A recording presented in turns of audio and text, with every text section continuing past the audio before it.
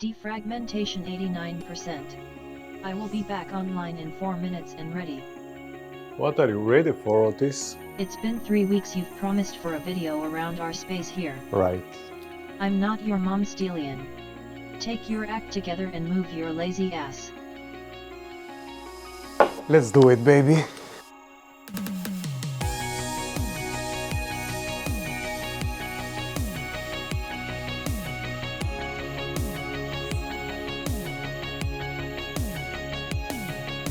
Hello racing and sim racing enthusiasts.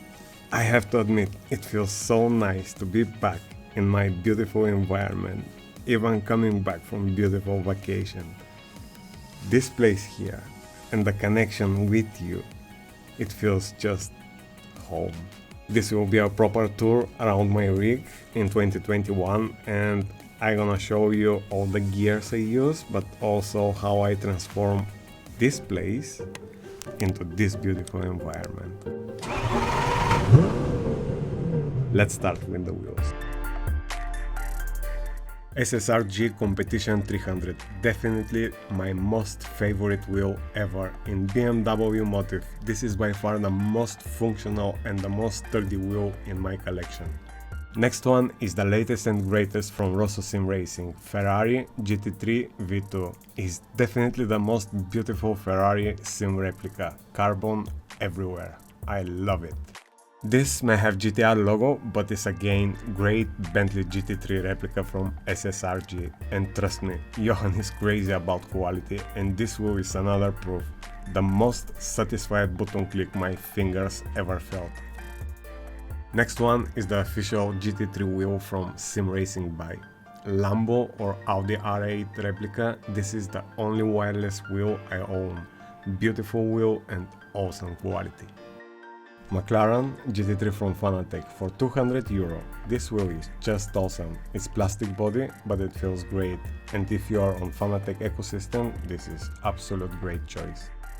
If you are on Simucube like me, you will have to spend little over €120 to convert it with the sim racing machine kit. And because I wanted to make this wheel feels and look premium, I replaced the shifters with the carbon kit from the same company. And back to SSRG again. Porsche GT3 Cup, a replica carbon plate with Fanatec Porsche Cup wheel. Just a brilliant combo. Simple, functional and sturdy. I just love it. Fanatec Formula 1 V2.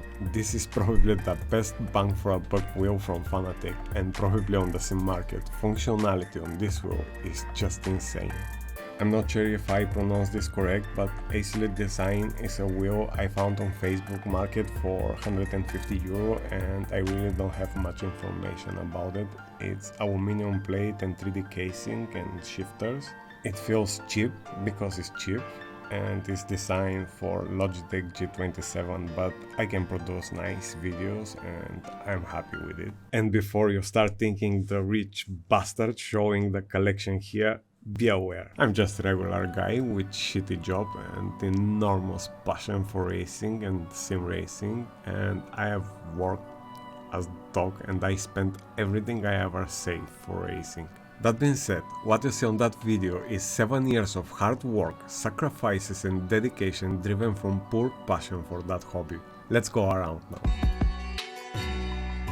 The chassis I use is from JCL to be faster, great French company and great guys. We met several times on the Sim Racing Expo at Nürburgring and I have to say, those guys have built the most immersive motion rig I ever tested, and I have tested a lot. The seat is from Mirko, the RS1 model, and with few small modifications this seat is the most comfortable place in the world. I will make separate video about that topic as the sitting position is so crucial for my performance. Wheelbase from Simucube, the V2 Pro model, and I had the OSW direct drive wheel and also the Fanatec DD1 and DD2, but Simucube 2 Pro is definitely my favorite.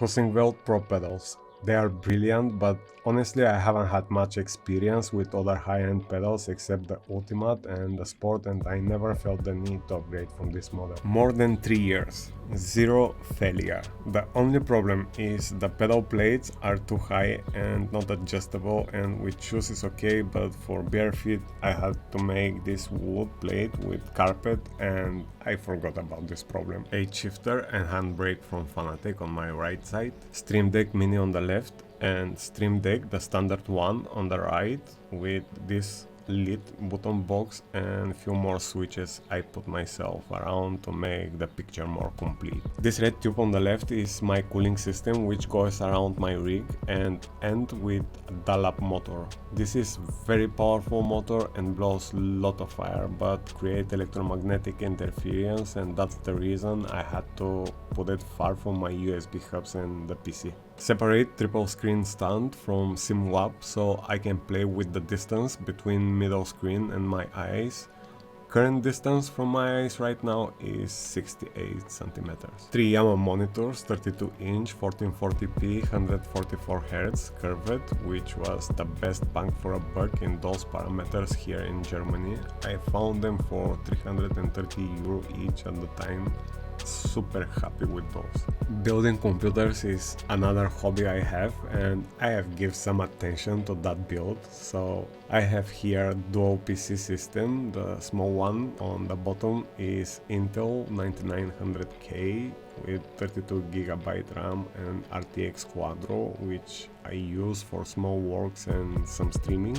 The top one is with Intel 10900K with 32GB RAM and RTX 3090, which is my gaming and actually my workstation PC. Getting out of the way the boring stuff and all the hardware I use for racing, let's move to the fun part and see how I transform a boring rig like this to this beautiful environment. I have to admit, the passion to create all this comes from testing the Oculus Rift little more than 3 years ago. I was so excited from the feeling I was getting from the VR, and I wanted to recreate that on my videos. First, I wanted to close all the gaps and holes and isolate myself from the room. Also, I wanted to make it feel more premium and cover all the plastic parts. I found on eBay that cheap self-sticking Alcantara-like material, and I covered the frame of the monitors, the plastic button box, and in general every plastic or metal surface which was getting glare from my strong lights. Next step was to isolate my vision on the top part, and because I have fourth monitor on top, I cut 2 pieces of cardboard in shape I like and covered them with Alcantara too.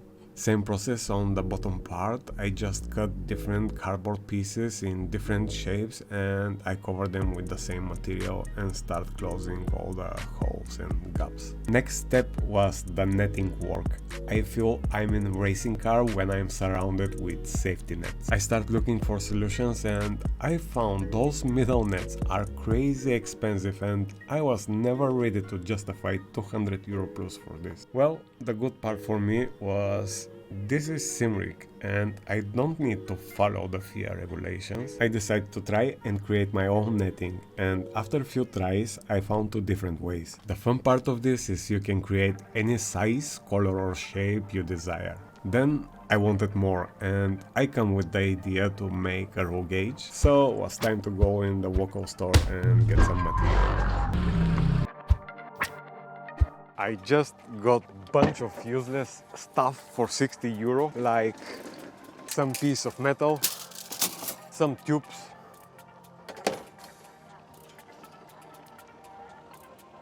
white color. That's gonna be fun. Let's go. Because I needed to go in and out from the rig, I make it standalone panel so I can move it easily around and nail the position for every different car. It is not the prettiest work in the world, but brings better results than I really expected.